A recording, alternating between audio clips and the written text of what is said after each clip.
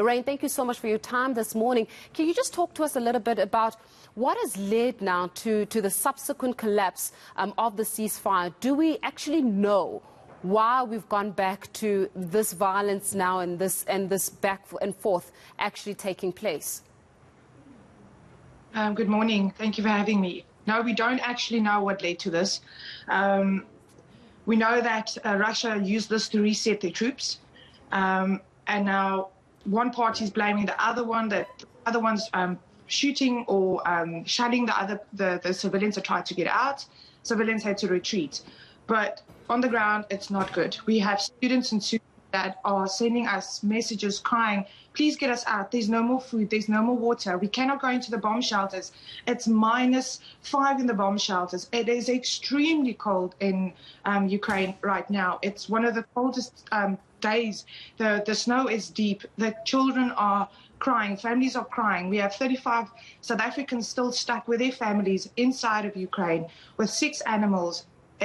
Our people are in dire need of help. Yeah. Lorraine, I mean, from what we understand, about 200,000 citizens had to be evacuated, which is now obviously not happening or cannot happen any longer.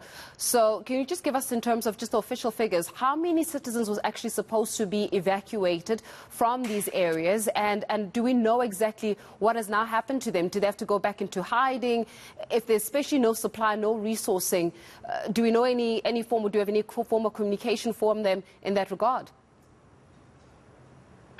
At this stage, they all had to return back to Mariupol. They went back into the bunkers, and at this stage, there's no form to, or there's no way to get food to them, to get supplies to them. There is a green corridor opened for supplies entering Ukraine, but there's no green corridor for people and civilians to get out. We've heard of horrific cases of women being raped. It's really. So was it indeed this figure? Does it still stand at 200,000 in terms of how many were supposed to be evacuated? There's more.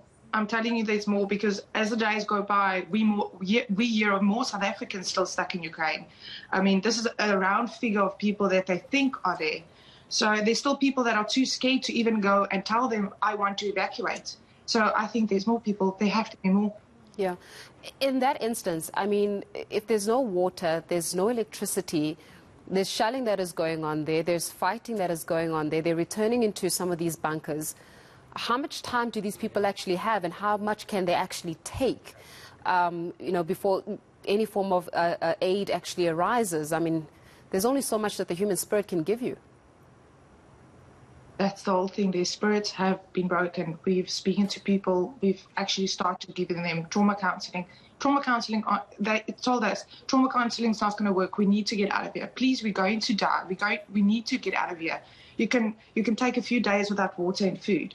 But if you break a human spirit, I mean, think you're sitting in a bunker with your 3-week-old baby, and it's just bombs outside. I don't want to imagine. I mean, I've had phone calls with people crying in the background. I don't want to be in that physical situation. People think this is a game. This is not as bad. You don't understand what's going on with these people on the ground.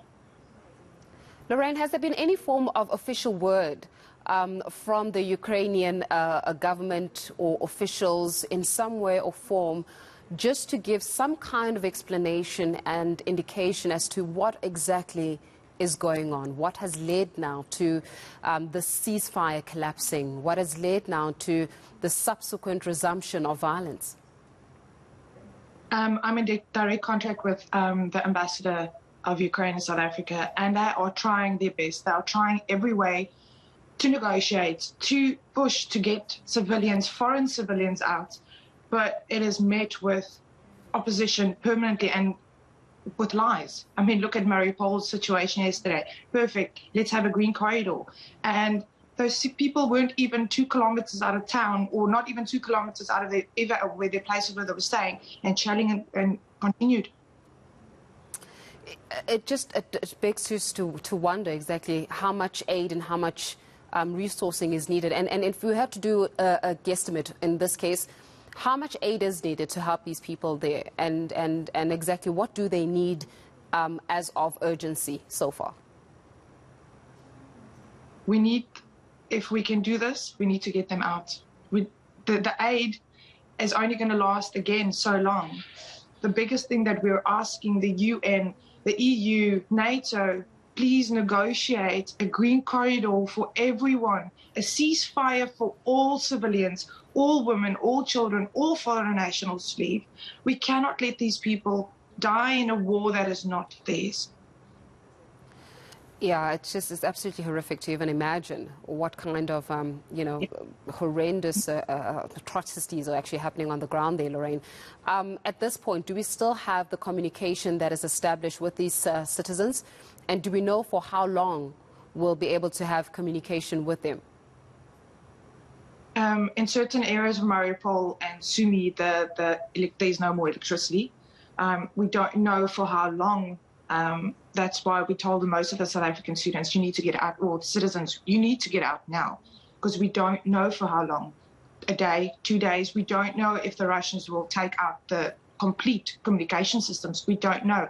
As 2 days ago, they did bomb one of the biggest communication towers. Yeah. So you're saying that also you're with constant communication with the ambassador.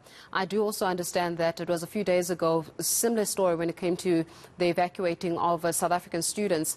We had the Department of International Relations that actually drive in some instances to try to assist these students. Has there been any formal word in terms of the progress made from, for example, the Department of International Relations, from the South African Embassy in the Ukraine, or officials for that matter, just to see whether or not they're able to get a hold of these citizens, whether or not they're able to send some kind of help to these citizens? Do we know anything that's coming up from the South African Embassy? The South African Embassy, Ambassador Andre Groenend, is working hand in hand with us. We are permanently in contact with the students, with the families. The DIRCO is working as fast and as efficient with the tools that they have to get these students out. We give them coordinations exactly. We have their direct locations.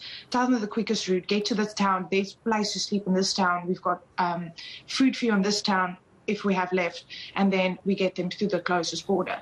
But currently we've got a bit of opposition with Romania, where our people need to have biometric passports and they're not letting them through. So we have people stuck in places like Odessa, and Moldova and Romania is the closest border to them. So we can get them out, but now we're calling on all countries outside of Ukraine to let our citizens through.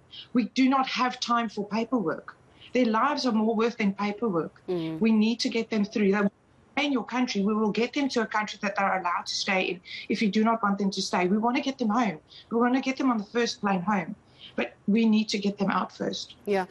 Help us understand here, because, you know, Lorraine, during this time of grotesque events taking place in the Ukraine, what's also equally concerning are these reports of Africans being treated almost as secondary citizens, or even secondary humans, really. Allegations of racism coming out, saying that, you know, those that are of, you know, black people, basically, in the Ukraine are being given horrendous treatment in a time of war. How that happens is absolutely unimaginable. Are you receiving any word from those South Africans that are currently in the Ukraine of such racist acts against them?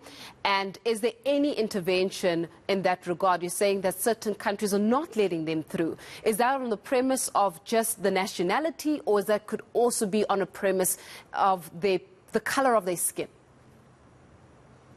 Okay, let me explain to you. It's not about the color of their skin. So if you see something from, or someone from afar, you see they're not like me. But when they come close, that is where the problem comes. We have white South African students and families that they look like Ukrainians. And once they come close, they open their mouths and they're not from Ukraine. Yeah. So it's racial profiling, it's ethnic profiling. So it's Ukrainians first and non-Ukrainians later. So, but this has actually gotten much better after we've spoken to the Ukrainian ambassador and to people on the ground. It's actually started to get much, much better. We haven't had, in the last 4 days, we haven't had any where students were attacked or South Africans were attacked or shot at or kept at the border. We just have, at this stage, a huge backlog, especially in Poland. That's why we've asked most of the evacuees, do not go to Poland. The waiting time will be shortest waiting time is 24 hours. That's why we're asking them to go through Hungary, go through Slovakia, and we are trying our best to get them through Romania and Moldova.